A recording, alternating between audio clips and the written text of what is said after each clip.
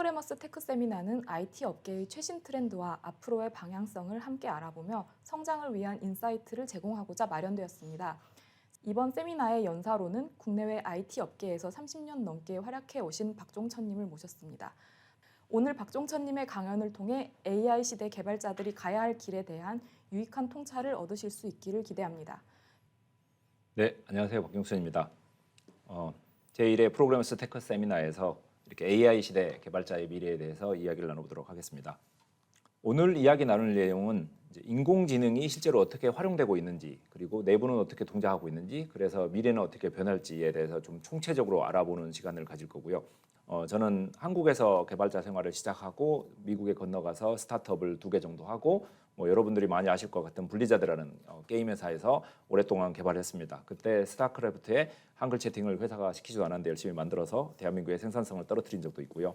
그리고 한국에 와서 넥슨, 삼성 등을 다니면서 여러 가지 개발을 하고 최근에 한 7년 정도는 AI 쪽 개발을 많이 했습니다. AI가 세상을 바꾼다고 말을 했지만 사실 지금까지는 찻잔안의 태풍이었습니다. 이유는 챗GPT, 곧 LLM 같은 게 없었기 때문이죠.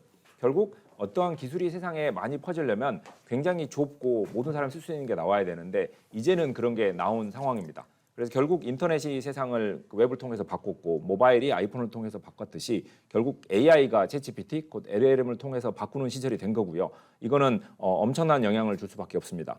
웹이 세상을 바꾼 게 한 10이라고 그러면 제가 볼 때 아이폰이 세상을 바꾼 거는 거의 한 50 정도로 더 큰 영향이었고 여기에서 이제 AI, LLM, 챗GPT는 얼마나 바꿀 거냐 말하면 제가 볼 때는 거의 500, 결국 모바일보다 훨씬 더 크게 변화를 일으킬 거라고 믿습니다. 이런 시점에서 저희가 꼭 AI를 잘 배우고 넘어가야 되는 거죠. 특히나 개발자라 그러면 더더욱 AI에 집중해야 될 때라고 생각을 합니다.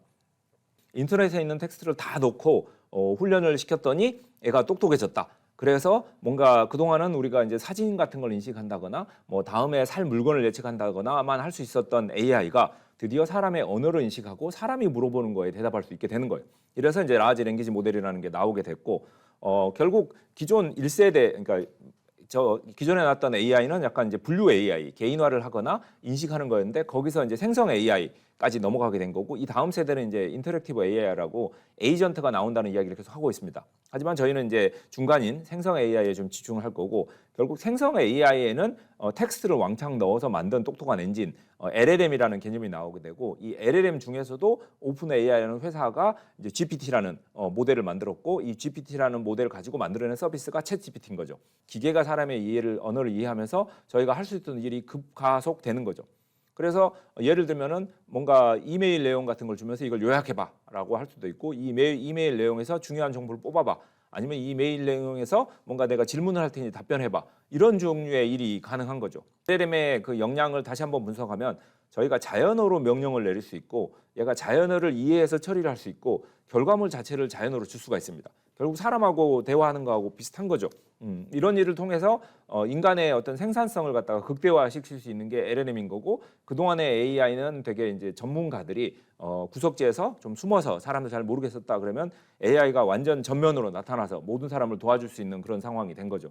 이럴 때 어떻게 이제 AI한테 일을 시키냐가 이제 프롬프트 엔지니어링이 되는데 재밌는 거는 챗GPT는 저희가 했던 이 문장을 보고 이 문장의 뒤를 완성하는 그런 개념이거든요. 그래서 저희가 준 문장에 따라서 그 뒤에 문장을 완성하는 개념이라 앞쪽에 줬던 내용이 굉장히 중요합니다.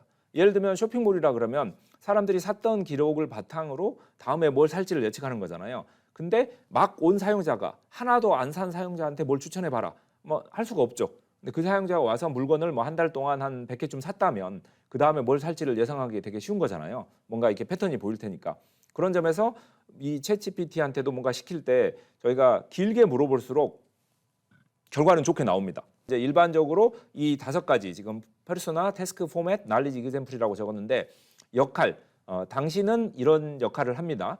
태스크, 당신은 이런 일을 지금 해야 됩니다. 포맷, 나는 원하는 결과를 이렇게 받고 싶습니다. 날리지, 지식, 이 챗GPT가 세상 일반적인 지식을 많이 가지고 있다 그랬지 우리 회사 지식은 없다 그랬잖아요. 막 입사한 신입사원이니까 우리 회사의 지식을 줘야 됩니다. 그리고 예제, 실제로 어떻게 돌아가는지까지 설명을 해주는 이 5개가 핵심인 거고요. 실제로 이런 이제 챗GPT 같은 라지 랭귀지 모델을 이제 어떻게 쓰느냐를 좀 보면 결국 챗GPT가 문서를 만들고 편집하고 같은 걸 할 수 있고요. 뭐 데이터 분석도 할 수 있겠죠. 그리고 브레인스토밍 하기가 너무 좋습니다. 그래서 뭔가 새로운 아이디어를 가지고 토론한다 이런 거 너무 좋고요. 아는 챗GPT를 쓰는 이제 회사들 예를 좀 살펴볼 건데요.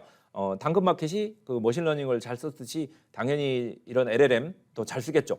그래서 당근마켓에 이제 물건들이 올라가 있는데 그 물건들에 대해서 밑에 이제 추천을 해야 되는데 뭐 나이키의 신발에 280인데 밑에 올라간 게 아무 상관도 없는 게 올라가 있으면 추천을 하고 있으면 사람들이 싫어할 거잖아요. 그런데 그 뭐 올려진 텍스트에 나이키를 NIK라고 쓸 수도 있고 한글로 나이키라고 쓸 수도 있고 또 잘못하면 니케라고 잘못 쓸 수도 있는 거잖아요. 그래서 뭐 일반적인 쇼핑몰이라 그러면은 다 이렇게 포맷에 맞춰서 정형 데이터가 들어갈 거지만 당근 같은 경우에 이게 다 비정형 데이터인 거예요. 그러다 보니까 그런 그 데이터를 뽑아내기가 되게 힘들죠. 하지만 이런 거를 이제 LLM을 통해서 이 본문에서 브랜드를 뽑아내봐, 제품 종류를 뽑아내봐, 사이즈를 뽑아내봐 아주 잘 뽑아냅니다. 이런 거를 이제 머신러닝으로 시도를 했었어요. 근데 머신러닝으로 이런 거 하기가 굉장히 어렵습니다. 하지만 LLM 가지고 하니까 아주 잘한 거죠.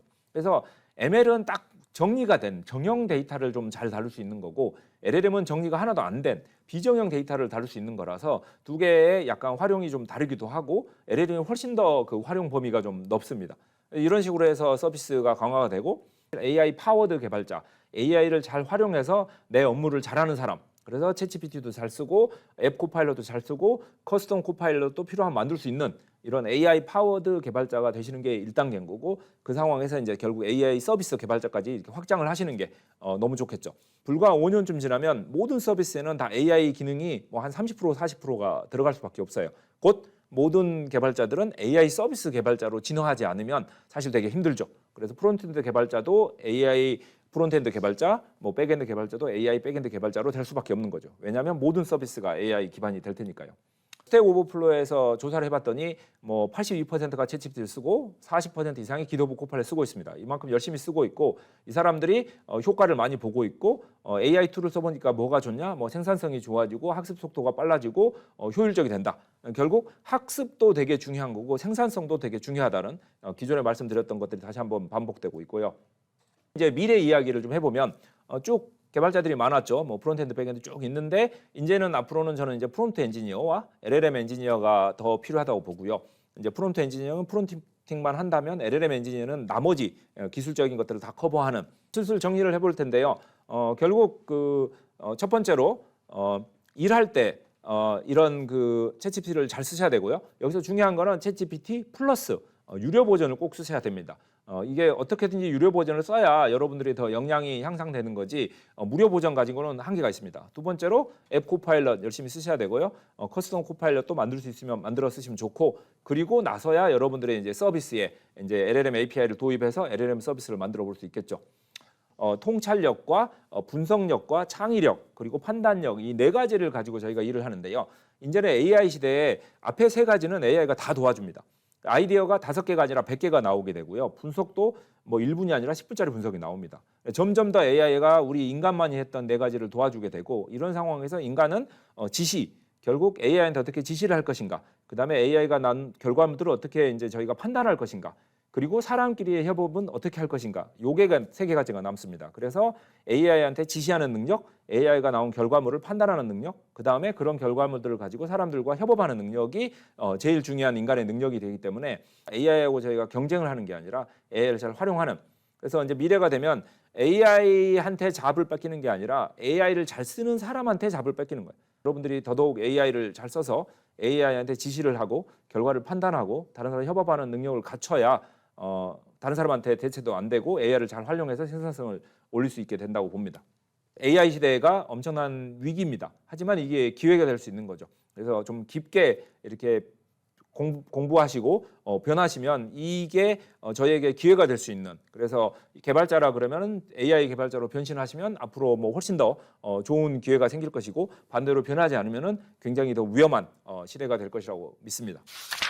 이것도 되게 좋은 질문이신데 결국 지금 이제 모든 서비스들의 인터페이스가 다 바뀔 것이다.